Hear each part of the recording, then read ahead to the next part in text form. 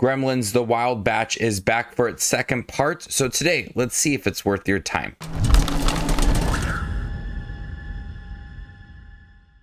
Taking place 1 year after the events of Season 1, Gremlins The Wild Batch follows Gizmo, Sam, and Elle as they travel from their home in Shanghai to San Francisco, bringing even more magic, mystery, and Mogwai mayhem. Gremlins The Wild Batch is the second season of this animated Gremlin show on Max. This is part 2 to Season 2, episodes 6 through 10.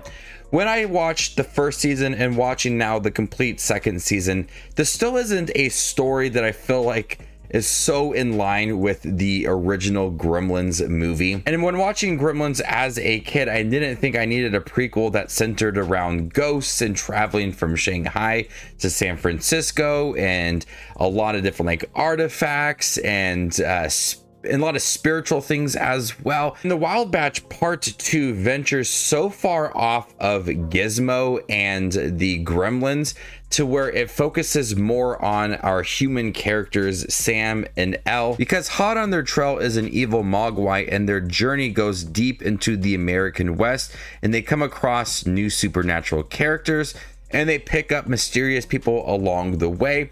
It's so focused on like Elle's relationship with her mother and her trying to find her mother, and Sam, and it feels like it's less of Gizmo and the Mogwai and more so of the human characters and their adventure and their development. And so at times it feels like I'm not watching a Gremlin show. If Gizmo and the evil Mogwai were not there in the background, it'd be so different, because they start to implement ghosts and supernatural elements to it and a train that can take them between worlds.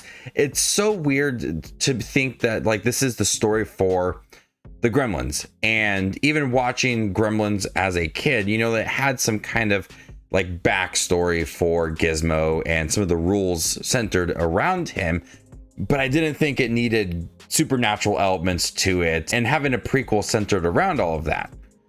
So I found myself at times checking out when it came to the human characters. The human characters are likable. Sam, Elle, they are still characters that are feeling connected to Gizmo.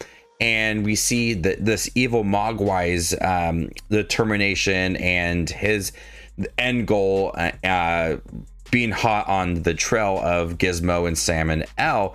And there's this very small storyline. I feel like it could be a bigger part to the show with Gizmo as he starts to become, I feel like he's becoming more evil and he can't really contain it all, and he's just letting it all out. And we're seeing how Sam and Elle are reacting to all of that, but it feels like it's just a storyline that never has that chance to push itself through because of these artifacts that they're trying to find, and Elle is trying to find her mother and protect her, and there's just so much going on between episodes 6 through 10 that it really steers off from the storylines for the evil Mogwai and Gizmo, which was a good setup in the first season and a good setup for Season 2 Part 1, and now it's just kind of taking a back seat and letting the human characters kind of venture forward. While I think the characters are likable and they have some good storylines,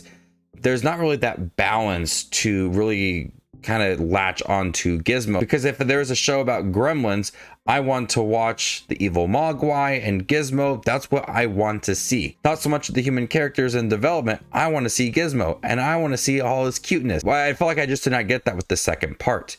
The animation still looks really good. I was really impressed with some of the supernatural elements to it.